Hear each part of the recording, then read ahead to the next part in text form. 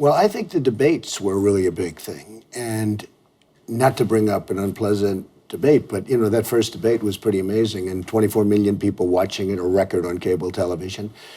And I think that meant something. I think that first debate meant something because I felt very, very comfortable with the subject, and I felt very comfortable with the people I was competing against. It's also a tactic for me. It's a business for me, and I've been successful, and I've, used litigation, and sometimes I use it maybe when I shouldn't, and sometimes I don't. Well, you know what? I have millions of followers at Real Donald Trump.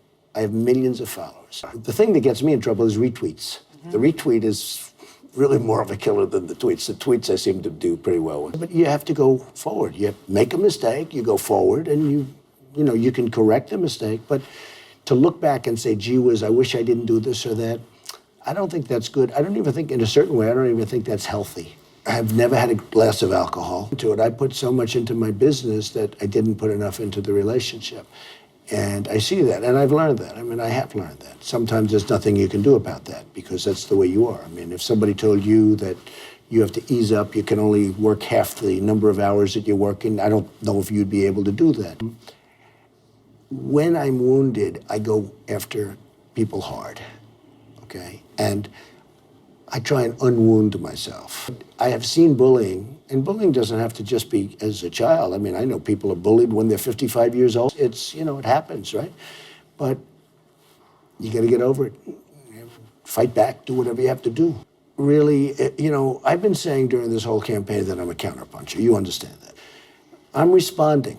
Now, I then respond times maybe 10. I don't know. I respond pretty strongly. But in just about all cases, I've been responding to what they did to me. So it's not a one-way street.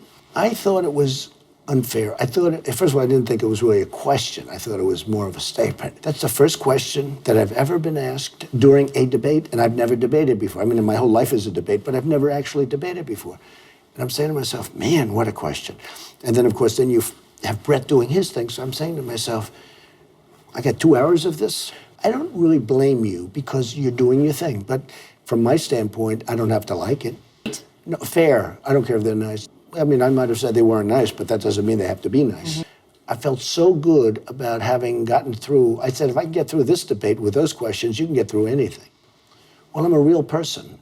I don't say, oh, gee, I'm angry tonight, but tomorrow you're my best friend.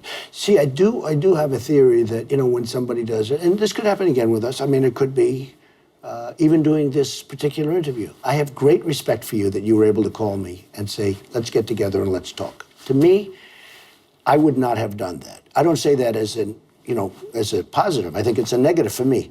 And you walk into Trump Tower, we didn't have like on a neutral site or over at Fox or something. That would be a whole different thing, and I wouldn't have done it. Absolutely, I have regrets. I don't think I want to discuss what the regrets are, but absolutely, I could have done certain things differently. I could have maybe used different language in a couple of instances.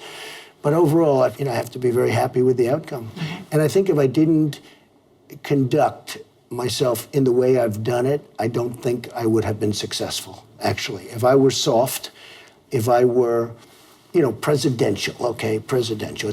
In a way, it's a bad word because there's nothing wrong with being presidential. But if I would not have fought back the way I fought back, I don't think I would have been successful.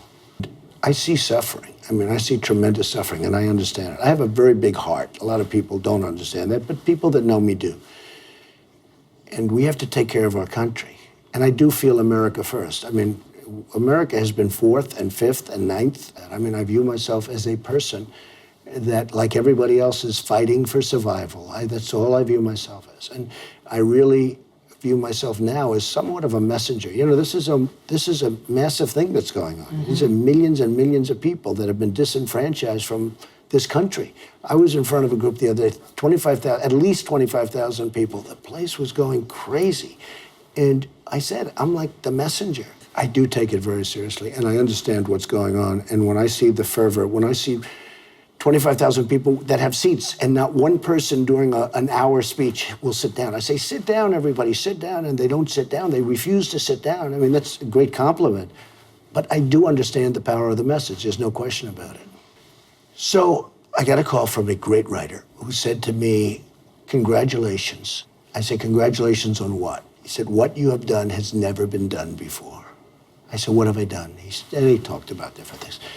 I said, well, unless I win, I can't do the changes. I can't make America great again. I can't lower taxes and make our military strong and get along with other nations, frankly, that we don't get along with right now, but do better with them, so they're not ripping us off like they all are.